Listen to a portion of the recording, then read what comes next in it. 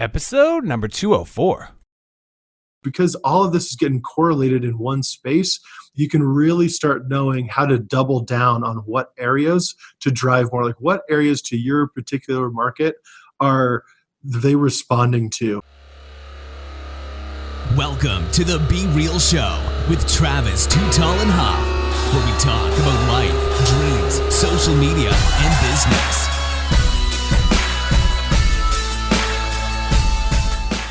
Well, hello and welcome to the Be Real Show with Travis Too Tall and Huff.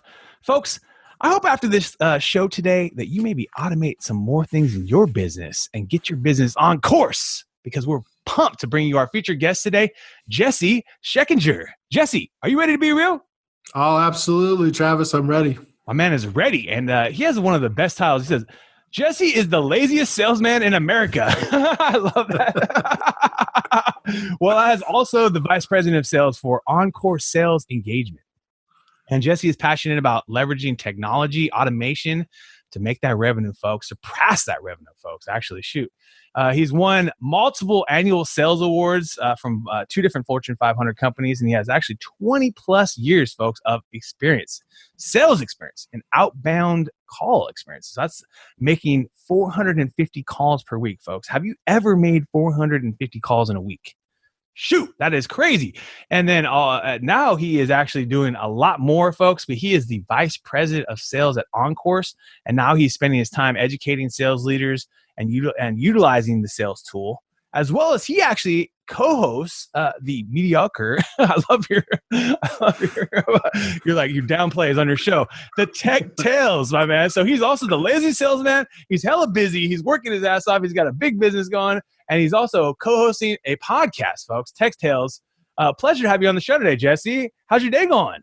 Oh, Travis, my day is going phenomenal. That is awesome. I love what made you put the laziest salesman in America. I love that. It's a freaking class. Well, largely because it's true, right? Nice. I mean, I spent most of my life, being basically a professional peddler, right? And so even as it was starting out as a kid selling quote unquote experienced golf balls to golfers that were in the neighborhood. Nice. Like you mentioned kind of in the intro, is I've done all of it. And the one thing that you'll talk about when you talk to real sales guys, salespeople have been out there forever. We're probably some of the most annoyed people on earth because we've done so much interactions. But also when it comes to paperwork and some of the reporting stuff, we've always been bad at it. Traditionally, some of your best guys in the field or in the conference room, so to speak, are some of your worst guys when it comes to paperwork. And so what we've largely done is try to, I met with my couple of buddies who started this technology company, and my whole goal is basically saying, how do I automate all the nonsense that I don't want to do? Right. Because there's a lot that you don't want to do, right? Oh, absolutely. Especially in today's world where you have everybody's digging into analytics and leadership and management. Everyone's trying to read the tea leaves, so to speak, on where they should be investing or where they should be taking their business. And a lot of that you need the word from the street on.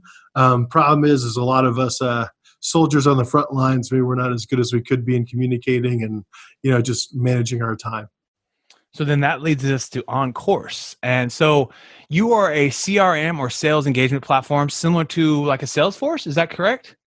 Yeah. So the funny thing is that I tell people all the time, like, we're a sales engagement platform. And they basically say like, oh, cute, you found a new phrase for CRM. And I tell them like, no, it actually is a different thing, right? And so a CRM is that basic fundamental thing of where you can capture all your client names and maybe history. There's probably some kind of opportunity pipeline management, some task management stuff. Where that separates in a sales engagement platform starts is where you actually put in all of the communication methods, right? And so OnCourse, for example, we have SMS, you can text via OnCourse. You can email. It syncs with your email and you email out of OnCourse. It's got that, I'm sure if you're familiar with like a MailChimp or Constant Contact, that kind of bulk email tool. Right. It does that stuff. It does your sequencing. And unlike some of the other things that are in the market today where there's like SalesLoft has a great sequencing type platform, as well as outreach. All those tools you have to bolt on to Salesforce. Gotcha. We're just trying to step outside of Salesforce, and so we can have a standalone solution. So it's just standalone, folks. You don't need to have multiple solutions. I think because that's a problem for a lot of businesses. Don't you think? I mean, let's just be real. There's so many freaking solutions out there. There's so many software out there. Oh, well, and the funny thing about that, Travis, is that so ZibTech is our mother company that owns OnCourse, and it's a custom development software company. And we literally had a guy who his app idea was building a SaaS solution to manage SaaS solutions. Wow. And I was like, dude, how ridiculous is this getting, right? Like, no, it tells you how, like your logins and how many users you're using and all kinds of yeah, like we are swimming in a sea of SaaS, no doubt about it. We are. And we are. It can be super hard to navigate. I think that's the biggest thing. I think learning the technology is the second biggest, because if I get the best awesome software, I still have to learn how to use it. I still have to implement it in my business. Most of the time I've found that a lot of this software are amazing. They're fabulous. They're unbelievable. Some are very expensive and you don't need them. Some are just a perfect, there's a perfect, they serve the need perfectly. But I found the hardest part, Gessie, sometimes is learning how to use these different things, because shit, now I got to learn a whole new software. Sometimes it's almost like a new language in some of these places. Yeah, no, absolutely. And for all of your listeners, they have to know that I didn't tee you up for this, but the one of the core areas where we're trying to be different is that we've realized that people are basically only using, especially when it comes to CRMs and other platforms, 20% of the capability of the tool. Right. And one of the things we're doing to combat that at OnCourse is we're kind of leaning more heavy into the human touch, even though it's a SaaS world. And we give you training for that entire first year. You don't have to buy any kind of extra training programs. So we have our client success agents that actually, and we can get into this a little bit later, but they'll help you set up these really cool controlled cadences and sequences and show you kind of what's winning and what isn't winning and how to actually get the most out of the tool. Because to your point, sometimes you sign up online and that's the end and you're just kind of left to yourself. Right. It's a real problem. Yeah, they're just billing your credit card now. And now it's they got some online portal that's going to train you, but you still have to watch these videos. And for most business owners or most people that want to answer, and they're already busy.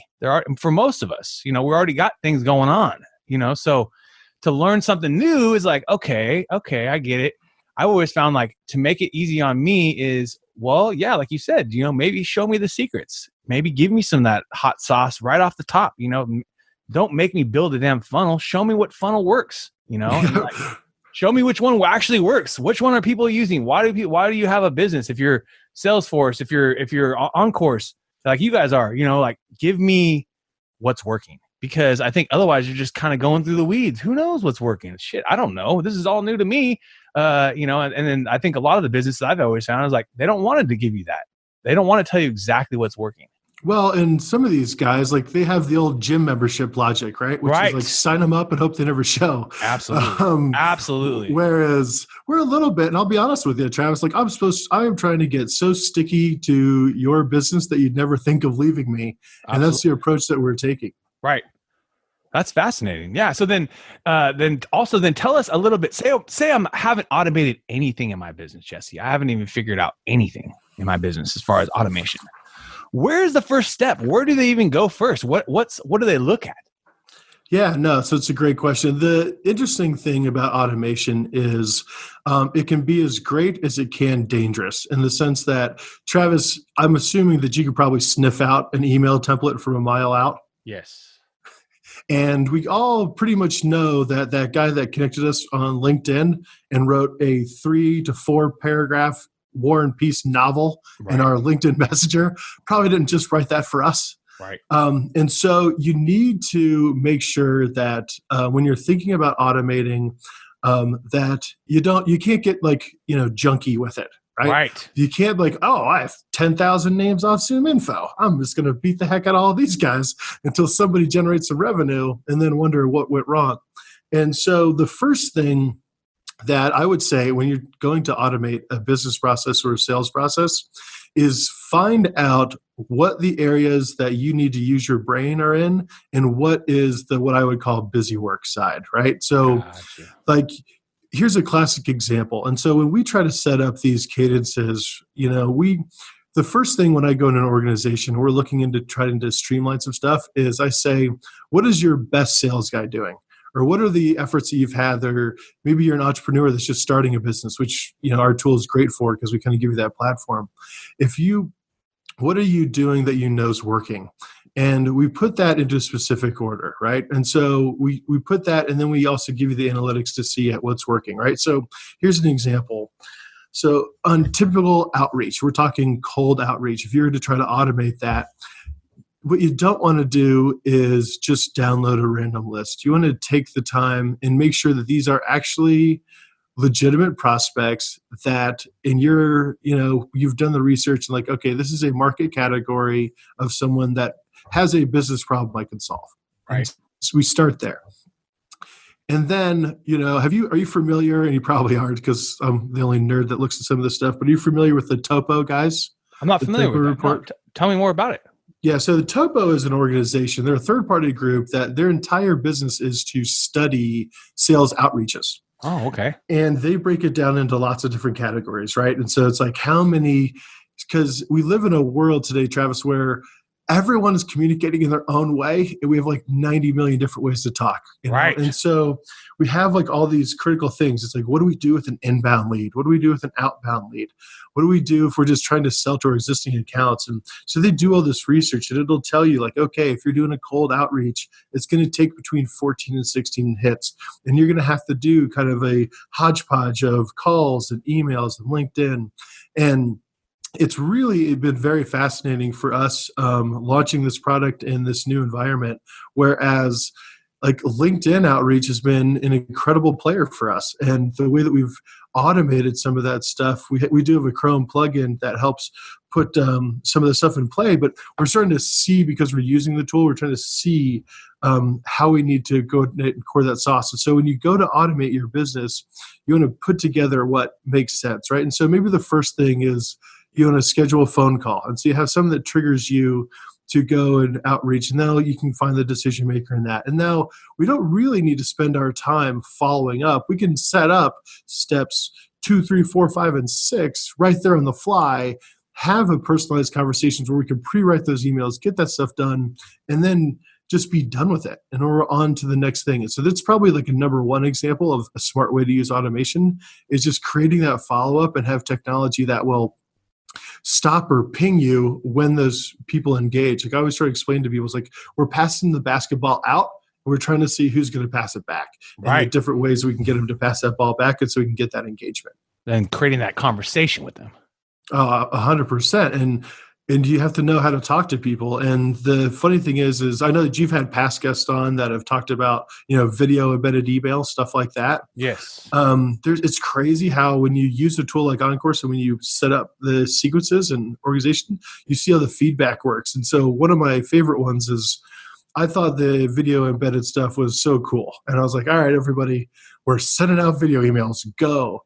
And we didn't get a lot of engagement. And I was like, why? I don't understand. Like, this works so well on me. This, very, very nice saleswoman was holding a board, and she spelled my name correctly on it, which is also always crazy, and said hi. And she got me hook, line, and sinker. But when we went to do it, we didn't see the results. And what we quickly learned was that basically everyone deletes your first 5 emails. Oh, wow. Right? So the first time, and I'm guilty of it, I wake up in the morning, I see this large email count, I just think, like, what can I delete straight on the top? and let me ask you, Travis, like, when's the last time that anybody that you've read an email from someone you don't know that was more than 2 paragraphs long? Yeah, not very much. Yeah, so there's not a lot of value into thinking about those emails, and especially those first 6 steps. And so you need to do like short outreaches for the first 5 and just know. So we went from putting the video at like the first message to the 6th or 7th message, and then boom, it hit. And there's something behind, like, people just need to get familiar with your name, even subconsciously. Right, seeing your name in their email box. Exactly. And they're like, oh my gosh, this Gessie guy's not going away. I'm able to figure out what he wants. And so that's like an area where you can automate, like, let's get past those first 6 steps. LinkedIn. Have you ever done any outreach on LinkedIn, Travis? Oh yeah, absolutely. Absolutely. I usually have done it to get podcast guests. Sure. I've never really done it. We've never really employed the tactic to get new prospects or new customers, which is probably a downside of ours. But we've also had customers reach out to us on there. Like they saw our posts or they're connected to a mutual friend and they said, hey, we'd like to do business with you. Why don't shoot? One of my best customers has come from LinkedIn 3 or 4 years ago. One of my very best customers. But it was mostly just responding to him. We haven't taken that next step of reaching out to all our prospect or all our connections and trying to nurture a relationship as much, which is obviously a negative, because you can be doing that. I think LinkedIn's the one to do it on. Well, and you're 100% correct. And that's the thing is it's fighting on all fronts, right? And where people make a big mistake on LinkedIn is they connect with you and you graciously accept, right? And then they just throw up their entire value prop like on message one. And you're like, dude, okay, right? Delete, unfollow. But you have to it's so powerful because you can connect with the exact person that you have a pretty good idea as your decision maker, right? Right. Absolutely. But you need to do the dance, as I like to say. Like, it's okay. Connect with them. Talk about them. Find out. Just learn about their business. Learn if it's stuff. Like, none of this stuff's ever going to be a waste of time. And just because you have the ability to fly through 200 a day before LinkedIn shuts you down, it's not the way you should do it. Right. Yeah, I mean, you're managing real relationships here. And I think the more that people can use tools that can help control that, quite frankly, it's really powerful. It's good. But for those of your listeners that have tried to reach out on LinkedIn, trying to follow up and go back in your messages is a disaster. Yes. Which is why we had to create a Chrome plugin, an OnCourse Chrome plugin for login for LinkedIn that could help you kind of set your reminder tasks and go back in there. And again, there's lots of feedback on, personalization, and there's lots of sales reps out there that say like, listen, they buy from me, they do. And me too, bud, but automation still helps. Like, your life can still be a lot easier with it. Oh yeah, absolutely. I think you're absolutely right.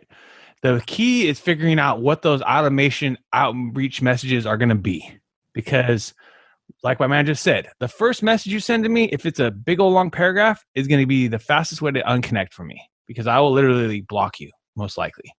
Not all the time. Not all the time. But if you just send me that, a lot of times, because I have in my in LinkedIn, I have investor in there because I do invest in some seed companies, and I have investment, and I have a little fund that I've created for myself. But the point is, now they hit me up with their pitch decks, right? They're just like, hey, we want pitch me this and this and that. Before you even send me a pitch deck, why don't you ask me, what am I interested in investing in? Right. Like, are you interested in investing in early stage companies? Yes, I am. I look at those kind of companies. Okay. Well, what's your typical investment size? Okay. Well, I usually do, anywhere from 1,000 to 10,000 most. I don't usually do huge, startup investments because I'm still learning this thing out. I haven't got an Uber yet. I haven't got a huge one yet, Once I get that, then we'll be talking different check sizes maybe, right? They come out the ball asking me for $500,000 in a LinkedIn message. I'm like, dude, I recently had someone say the same thing. Oh, I'm trying to get $25 million in funding. Do you have $1 million that we can? What in the hell? It's like, dude, I don't even know your last name, bro. I'm not an accredited investor. I don't have that kind of money. I mean, I'm not a billionaire. I'm not Elon Musk. Even if I was, what in the hell do you think I'm going to give you $1 million for? Because you just cold called me in an email saying that I need to get this thing closed in a week. Like, there's a certain level of like automation, because I know all this should happen automated for most of these people. They're doing some sort of automation. Hopefully it's on course. Hopefully it's a good product.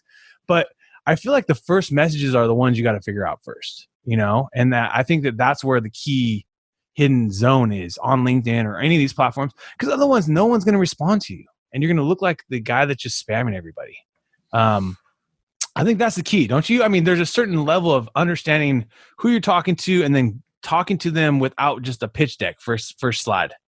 Well, and we as an organization agree emphatically, because our whole gap that we see in the market is lots of people can put together tech, right? And you can build out whatever features you want. You can add on to a tool. Sure, there's investment there, but you can create some really sweet tools.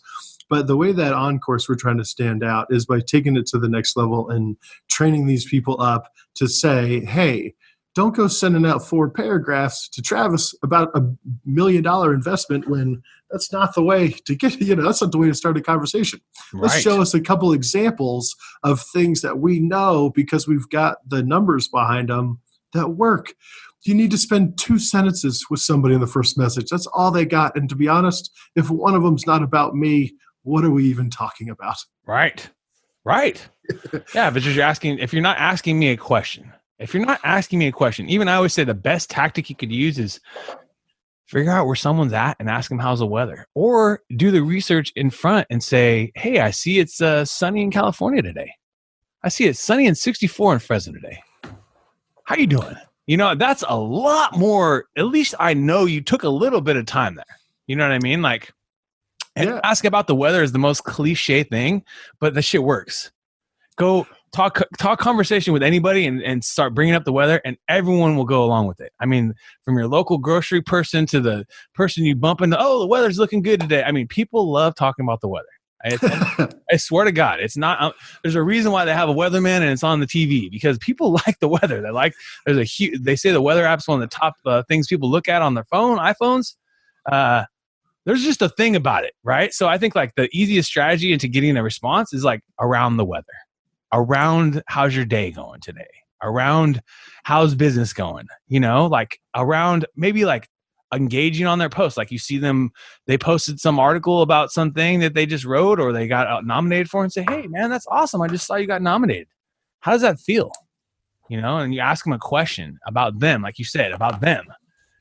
Well, and the thing is people try to think just because you're not on a phone or you didn't walk into a meeting, right, they want to forget, to your point, that hey, there's a reason we have a thing called icebreakers, and you do need, just because it's a digital conversation doesn't mean it's not worth, warming up. It doesn't mean that we can't forget that we're all humans and we're all trying to get stuff done. And the problem is that there's a lot of people setting the bar so low that, if you're one of those people that does take the time to personalize your digital relationship with people, they're going to appreciate it. And don't go getting crazy with it. We're all time sensitive, but right, it's worthwhile to do an icebreaker, like you're saying. It gets started, find an area of common ground, and then build your business on top of that. Yeah. And LinkedIn's the one right now. I think LinkedIn is the one as far as social, as far as business. It is I literally think that we will probably end up building this whole tool will probably be built from a lot of the efforts we're doing on LinkedIn, just because we've seen, and the thing is again, it takes a little discipline, because you have you got the horsepower to just go blazing through people, but you need to exercise some discipline and saying no, we're going to work these relationships. We're going to do them correctly. Is there a good amount of outreach per day, per week to go out? I'm sure that every industry is different, but you were doing 450 calls per week. Well, that's one of the scariest things ever as a sales leader, is that when I came up in a call center, we were smashing calls, and it was a very loud room. And now I come into our bullpen and it's kind of quiet. Right. And it really started stressing me out. I'm is anyone working over there? What's going on? It's a different type of hustle now. It is, but they're seeing the numbers. People are signing up for demos. And so it's okay, this is clearly working, and lots of people just want to talk on their time. And we've almost gotten to a point where I think people feel calling is invasive in some areas. It's hey, we're not scheduled. And that's another one of the great advice that we've heard and feedback that we've got, that we've empowered, which is what you put into it. This is the type of stuff you put into a template. You put in something along the lines of, even if you don't have a strong personal thing, you say something like, is there some time that I can get on your calendar to discuss this? Would you have an interest in giving me 15 minutes to discuss that? Right. Absolutely. Don't throw up like all that you're going to talk about on the call. Right. Like, that's not going to help you. Yeah. Never sell. David Meltzer, I remember saying, I recently just saw a video of him saying, just never sell on the voicemail. Never sell on that email, because the whole point of a voicemail is to get them to call you back. It is not to sell them on the call. Hey, did you know we got 2.9% financing on home loans? You can refinance today. Like, that is unbelievable that how many people do that tactic versus, hey, you know what? I know you're really busy today. I know we were supposed to have a call scheduled at this time, but you are busy. And so whenever you get a chance and you have some time, please give me a call back, repeat the number a couple times, and you're out, and just like, that's the goal of a voicemail, right? I mean, I think, or email. An email should be used the same way. It should be used to get an email back. It shouldn't be used to try to email them all your details. And you shouldn't be selling, you should be selling the value of the appointment, not what you plan on selling in the appointment. Right. You should be selling the fact that you're going to get on a call with me for 10 to 15 minutes and you're going to learn something new. Right. Is that worth your time? And then we can talk about if it works for your business later. It makes sense. Yeah, exactly. Yeah, exactly. Find out what their need is. Maybe they don't need it. Maybe they do. A lot of times because you didn't push them, they're going to sell themselves. Well, and it's just, I would say, a rookie move for new salespeople that do that, because the one thing that we know about selling is that, to a degree, people only buy things that are either going to make them more productive or going to solve a pain point, right? Right. And even if they're buying productivity tools, that pain point's revenue. I will buy something that will make me more money. Right. And you really just have to, be able to have that conversation so you find out what that pain point is, because how are you going to know the combination of this guy's vault, so to speak, if you don't ask the proper questions and get the right information? Right. And it's almost like, just take that time, folks. Just take a little time up front, prepare yourself to use a tool like this, to use a great tool, and don't feel like you have to contact every single person in the world today. Like, give it some time. I remember one of my favorite bosses used to tell me in the media business, like, if you have a prospect, like a hot lead you want to reach out to, and you're really, really ready to talk to them about something, go call like all their competitors in the phone book.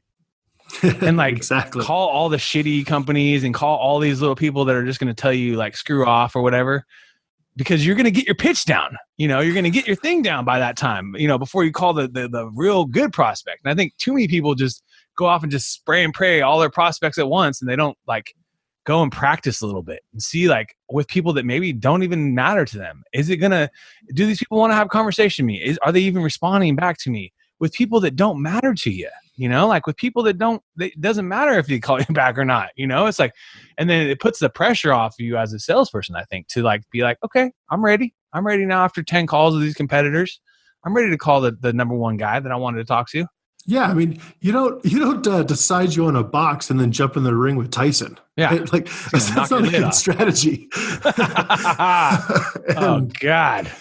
And that's the thing is and we're learning, like, to your point, like, getting that pitch down is really good, but timing is everything. And the other thing that our tool does is, because you have all of those, you're getting that analytics from LinkedIn, your emails, your calls, your bulk outreach, because all of this is getting correlated in one space, you can really start knowing how to double down on what areas to drive more, like what areas to your particular market are they responding to. It's like, there's so many marketing tools out there that, a large part about why we built this was the fact that for our own business, SibTech, we were managing like 7 tools, and there's all separate logins, and they all have their own little reporting. I was like, well, what does this look like holistically?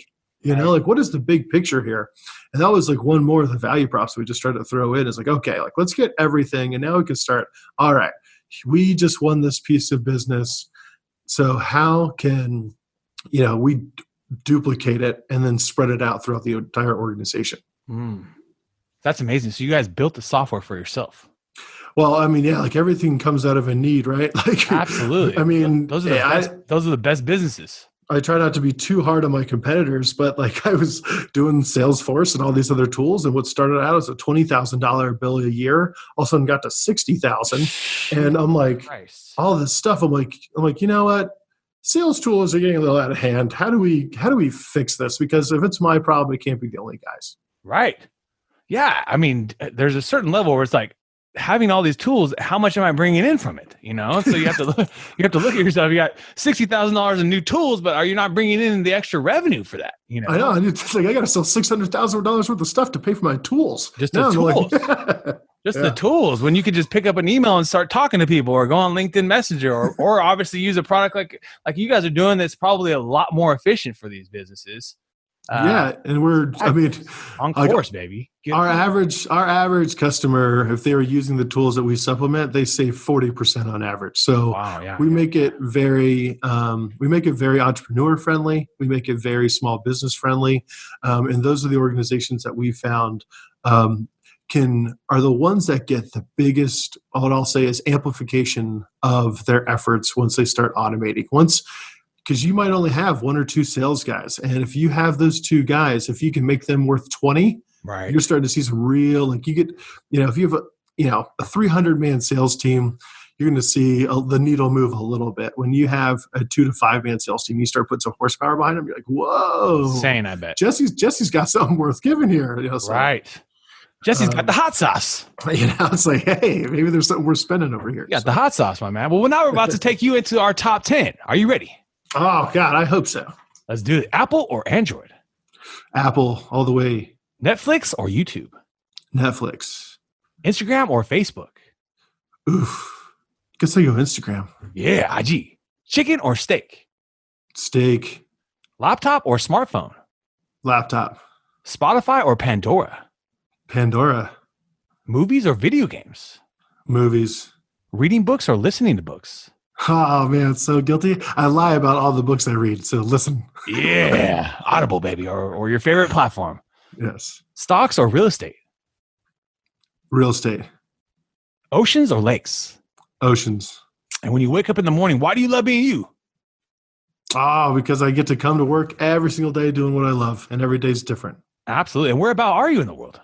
We are in Salt Lake City, Utah, at the throats of Silicon Slopes. I'm blown away by how many awesome software businesses there are in Utah.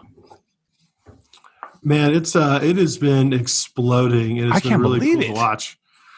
We have an organization called Silicon Slopes out here, which has really helped in the kind of promotion of technology, and we're just it's going. Almost everybody's got a big facility out here now. That's amazing. So our traffic's a lot better than San Francisco, so that might be part of it. Right. Yeah, you don't have a 2-hour commute to drive 14 miles.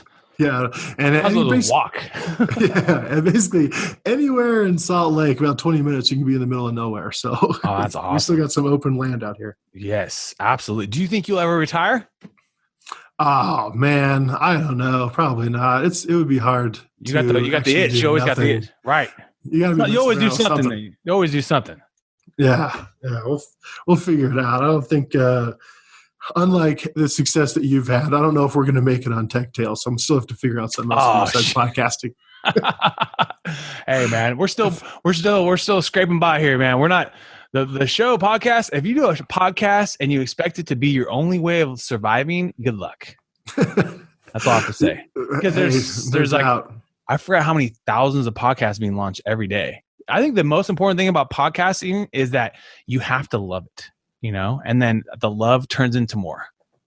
Hey, man. Well, I just really appreciate you giving me the opportunity to be on your show. Absolutely. It's our pleasure, man. We love it. We love the story. We love the fact that you guys are doing great things for businesses. A couple last quick questions here. Be real. Tonight, if you could sit down with a steak dinner to anyone in the world at the Silicon Valley Slopes, who would it be? Well, first, I'm going to give you my politically correct responses. Like, I would just sit down with my wife, Travis. Oh, yes. That's what's important. Yes, absolutely. The honey bunny. Other than that, I would also like to talk to Mark Cuban. He seems like a pretty smart dude that could yield some good results. So it'd be cool to have a dinner with him for sure. I love that guy. I love it. I love how he calls people out on Shark Tank. I know. It's... He's like, we got this thing backed by crypto technology, AI. He's like, what the hell is this? Well, and it's especially when you're in the software business and you see what's happening and you see the pixie dust that they put on some of these solutions. It's absolutely. Like, no, it's not really AI. Like you built an algorithm and it's actually pretty basic, but yes. Right. But yes, say it's AI. Go ahead. Yeah. Use the buzzwords. They're important. It is fascinating. Yeah, it is fascinating. And we are in a Shark Tank world where there's a lot of entrepreneurs out there. So I think that's why you guys are in the pipeline for a lot more business as more and more on people that are working in the 8 to 5 say, hey, I'm going to control my time. I'm going to do this service for myself and I'm going to make the same money and I'm going to have a lot more time on my hands, and control my taxes and control, my benefits and things like that. And I think so. Software like you guys and are going to be in a pipeline of business, because you don't grow your business or you don't stay in business if you don't have relationships with your customer. And you can only do so much on your own. Like you said, you have a small business, you got to figure out ways to use software in your business, especially today. And you have to wear multiple hats, and that's why it's important. Yes. Like communication's key. And if you can just schedule out, like we talked a lot about outreach in the beginning of the call, but just even customer retention, being able to just drip stuff on your existing customer base to make sure that they know you still love them and you still care. Scheduling all that stuff, especially for the kind of people you're describing, these young entrepreneurs or people that are trying to break away and do something maybe with a couple buddies on their own. Right. They're going to wear lots of hats and they're going to love this. Automation can make their life a lot better. And as we have and actually referencing Mark Cuban, sales cures all. So investing in something that's going to protect your revenue is going to be a strong investment, no doubt about it. And I love making that money first before you start trying to get investors and all this stuff. Prove you can actually sell this thing first before you start trying to get money. I know. It's always like, what people are always asking, what advice do you give to young people starting business? I'm like, find a customer, have them say yes, then figure out how you're going to build it. Yeah. Get a check. Get a check, man. That's all you have to worry about. You get enough checks, you won't have to worry about anything. Look at Jeff Bezos. Hey. No doubt. And then also, can you give our listeners one last real talk thought for the day? I don't know. It might just be that. Bring that. I like that. Where's the best place for people to find you then? Where's the best place? Where's your favorite place to hang out on social? LinkedIn, man. That's where we do business, and we're all about LinkedIn and getting people engaged. And so you can look up. My name's Gessie Schechinger on LinkedIn. You can also check out OnCourse. We have a large presence there as well. Absolutely. And is it the website OnCourse.com, I'm guessing? TryOnCourse.com is where you can go and set up a demo today. We're going to get that in the show notes, folks. You've been hanging out with Gessie Schechinger and Travis Too Tall and Huff. I want to thank you again for your time today, and let's keep being real. This podcast is proudly sponsored by Real-Time Reputation. Do you have results and reputation that you need to uncover and find out in your business? Do you need more reviews and positive reviews to be showcased on your website? Well, now's the time. Check out Real-Time Reputation on Google and let's get going. What another epic episode. And if you enjoyed the episode today, can you please do me a favor and subscribe to our podcast, The Be Real Show, on iTunes or your favorite podcast platform. And also take a little time today, if you don't mind, and give your boy T Huff a review. I would really super appreciate it. And thank you so much for listening today.